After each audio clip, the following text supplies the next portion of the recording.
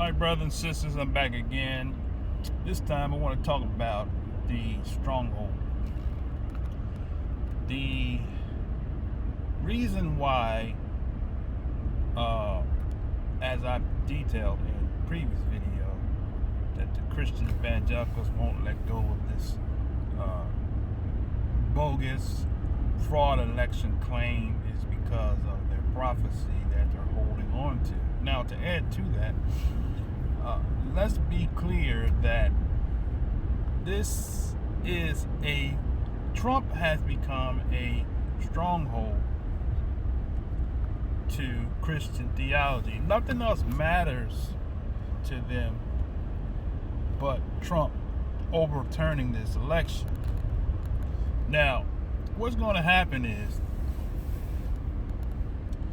once this is all said and done, it's over and finished, Trump is going to go home and he's not going to be re-elected. The people have already chosen, and the Trump supporters don't want to accept that. Trump has thrown out allegations that if he loses the election, it's because there was a fraudulent election. It was stolen. He already set the stage for that. So we all knew that this was going to happen, that he was going to fight on and hold on and continue on. So, and the interesting thing is that here we are a month later, almost 2 months later, and we're still going on with this nonsense, with this election fraud. And all the cases have been thrown out because the judges in each one of those swing states that they went to have said that we don't have any proof. Okay? An affidavit is not proof. Somebody's word saying that we saw.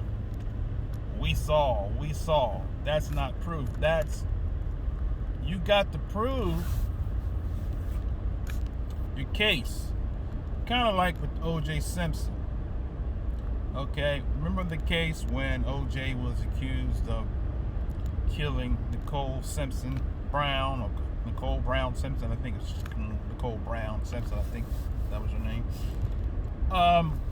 When he was accused, all these witnesses came forth and said, yes, he did it. But the end result was, can you provide proof? What they did was, you all know the story, they had the glove. This is OJ's glove. And I remember Johnny Cochran, may he rest in peace, went to the judges because that was their key piece of evidence. So he went and said, if the glove does not fit, this is your key piece of evidence, you must quit. And lo and behold, long story short, the glove didn't fit. Okay. Why am I saying that? Because I'm saying that in these allegations of fraud, you've got to prove the Dominion computers are off balance from the hand count of ballots that they use to tally the votes. And I'm not one who just watch news from one angle. I watch it. It's called Vantage Point, right? I look at what the prosecution are saying, and I look at what the defense is saying, because that's proper judging. Okay? Where's your proof? Right? As a judge, the Republicans have not provided any proof of their claims. They provided speculation, accusation, and all the above. But as far as to providing proof has yet to been seen in the court of law. Okay? And then the third point I want to make is that the witnesses have to be credible witnesses. They have to be, not that they have to be perfect, but if you say statements and somebody researches on you and find out that we can prove otherwise on statements that you made regarding your personal self. For example, this one particular witness, Melissa Carone, said that she lost her job due to the due to Democrats. Come to find out, she lost her job due to some other legal things that she did. You can go to the Michigan State Court records, and you can find it there, where she did some foul play, and she kind of like almost was like a stalker to her boyfriend's ex. So when you look at this another guy who claims that he's a truck driver and he was delivering enormous amounts of voting ballots to Pennsylvania. So when you see all of that, you find out that the allegations as far as to him saying or proving his point or proving his case, it doesn't hold any water. And then to top it off, he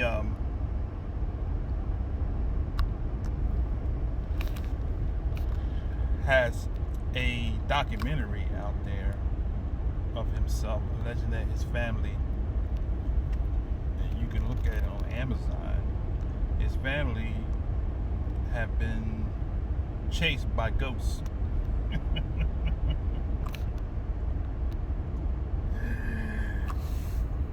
And if you look at all of these witnesses, they make Christianity look bad because they are radical. And you go to court and you're in the courtroom and you bursting out with rebuking the devil in the name of Jesus in the courtroom. People gonna look at you like you done lost it. You done lost your mind. Even the Messiah talked about when you pray, pray in secret. You look all over YouTube. What do you see? Christians praying on the internet, praying on YouTube, praying in front of the White House, praying. And the Most High said through His Son, He said, when you pray in secret, and the Most High will reward you openly. These people are not praying in secret. They want to be seen praying. They're praying for a show. All of the prayers are going to come to naught because they are hypocrites. All of them. Kenneth Copeland, Paula White, all the evangelicals that support name by name. You can look them up. Each individual one, follow them. They're hypocrites, claiming that they are pro-life when they're not pro-life. They're using that as a talking point, not realizing that pro-life does not mean that it's not limited solely to a doctor who, in his judgment, who performed a abortion on the basis of the person who's coming to them to get the abortion. Most in general, I've been to an abortion clinic before with the person who went to get an abortion, and the counselors, before they even go through the process, they go and counsel that person to make sure that this is really what you want to do, to find out why they want to do it, etc., to give them some, some thoughts so that they can, make a right decision. Why are you wanting to abort this child? Were you abused by someone? Were you raped, etc.? They ask these questions. You have to fill out questionnaires and so forth like that. So it's a deep thing, and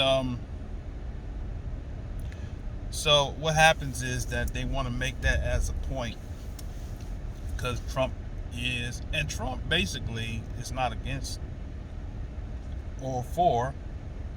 And when he campaigned, he left it up to the individual states. You can research and find out that people are still performing abortions under Trump's presidency. If Trump had so much power, if he was against abortion, then he would have banned it as his primary focus of his administration. Border walls.